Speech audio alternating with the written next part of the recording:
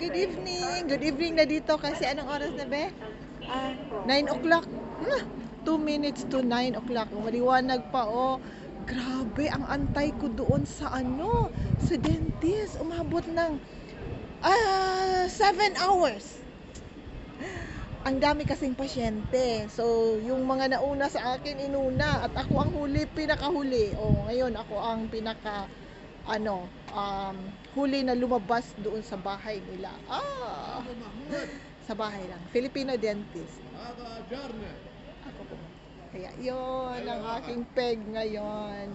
So, andito ako sa train. Ayan, yung reles ng train. Yan.